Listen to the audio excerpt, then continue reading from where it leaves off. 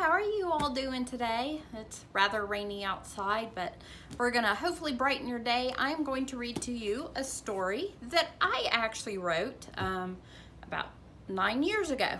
And I published it, and there's a copy of it here at the library.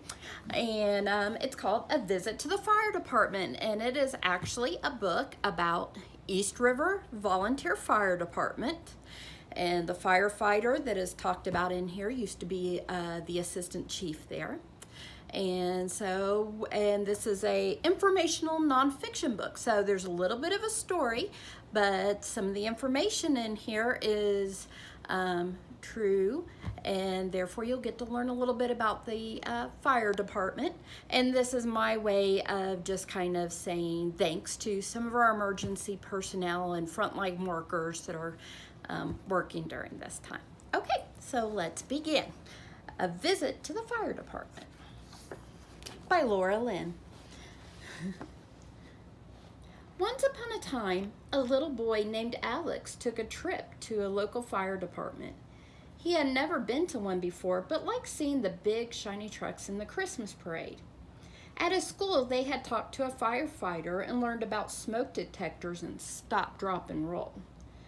Alex was so excited about meeting the firefighter that he asked his mother, "Can we visit a real live fire department?" After a phone call and some waiting, the day finally arrived. "Okay, Alex, let's go to the fire department," Alex's mother announced. Alex rushed to the car, buckled up, and eagerly watched out the window as they drove to the East River Volunteer Fire Department. When they got to the station, a nice fireman was standing there to meet them. "Hi, I'm Firefighter Dave. Ready to see the department?" Alex couldn't talk. He was too excited to speak, so he nodded his head and smiled. Alex's mom and Alex followed Firefighter Dave into the long building to start their tour. First, Firefighter Dave showed Alex the gear rack where they hang their helmets, boots, and coats that the firefighters wear are placed until they have to put it on for a call. Firefighter Dave explained to Alex that the special clothes they wear is called bunker gear. Bunker gear protects a firefighter from fire, heat, and smoke. Bunker gear is a very heavy and bulky item to wear, but it does a good job of keeping the firefighters safe while they try to help people.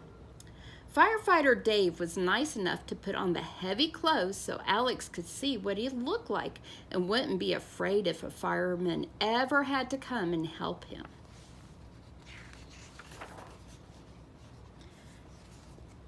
After trying on the bunker gear, Firefighter Dave showed Alex the fire trucks.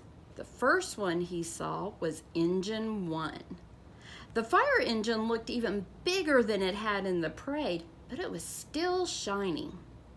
Firefighter Dave helped Alex up into the cab of the truck and let him pull on the cord to make the loud horn sound. The horn and sirens have to be loud so cars and trucks will know the engine is coming and will get out of the way. When there's a call, the firefighters have to get there in a hurry. Firefighter Dave showed Alex 2 more engines that were in the long bay. These trucks were called Engine 2 and Engine 3, and just like the other truck, they were big and shiny. Firefighter Dave showed Alex the control panel on the side of the truck, how the fire hose attaches to the output so they can get water when the fire hydrant is not available.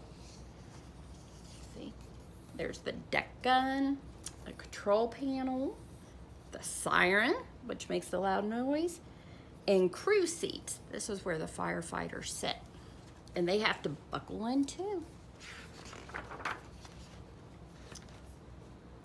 Alex thought it was neat how the seats in the cab of the truck had holes for the air bottles to fit. The truck still smelled of smoke on the inside, even though they were nice and clean. There were big flashlights in the truck that helped the firefighters to see better on the scene, and radios that allowed the firemen to communicate with each other, other EMS units, and the dispatch. Alex was surprised to see that he could easily stand up in the trucks and walk around. Firefighter Dave explained that this was because with bunker gear on and all the equipment, the extra room just made things a little easier. This one's engine 3, and there's the control panel for it. That's the driver's seat. These are the valves, tell the firefighters important information. The output, this is where they would attach the hose, and then they would turn it on so the water would come out. And there's the siren for engine 3.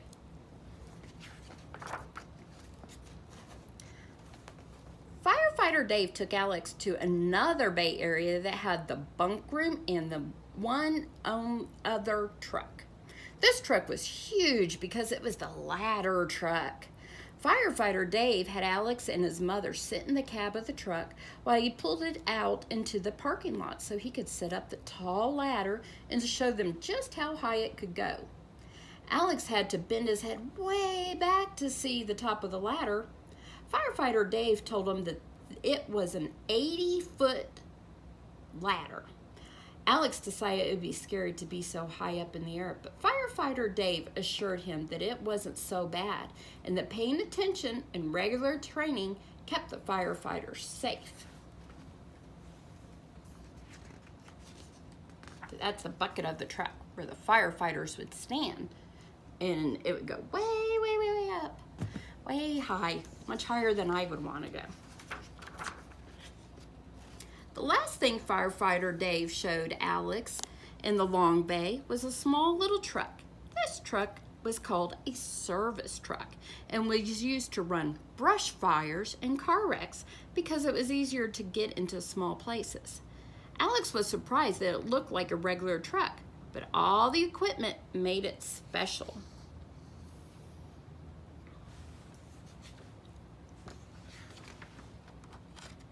Here's some of the equipment that's on the brush truck. You've got all the tools to fight brush fires. The cab just looks like a regular old truck. And then they have more rescue tools like the jaws of life. They look like giant scissors to cut the cars in half, get people out. Throughout the whole tour, Firefighter Dave showed Alex the various tools and equipment that the firefighters use that helped them do their job. There were a lot of them, and all of them have to be checked and taken care of so that they would work properly and be available when they were needed, like hoses and nozzles and axes and crowbars. There's more nozzles, different types, lots more hose. They never run out of hose. There's the big jaws of life, like the scissors I was telling you about that cut out people out of the car wrecks if they need to. The crowbar, because you could pry open not just doors, but you can also pry open doors of cars if you need to. There's some more rescue equipment. There's pike poles, which those are like real long, pointy little sticks. They have little points and a hook on there to grab things and pull down. The oxygen tanks, those are what helps the firefighters breathe. And then there's a thermal imaging camera, and that helps the firefighters see through all the smoke, because in the smoke, it's really, really dark. You can't even sometimes see your hand in front of your face. So this special camera helps them find people in a fire. When the tour of the station was finally over, Firefighter Dave gave Alex a sticker badge and a red plastic fire helmet and a plastic bag that had papers on fire safety inside, as well as coloring book and pencils. Thank you for coming to visit, Firefighter Dave said with a big smile as he stood in the doorway of the fire department. Can I come again? Alex asked. He wasn't too shy now. Any time. The department belongs to everyone, Firefighter Dave answered. Alex and his mother got back into their car and buckled up. As they pulled away from the fire department, Alex looked at his mom, his short blonde hair hidden by the plastic helmet. When I grow up, I am going to be just like Firefighter Dave. The end.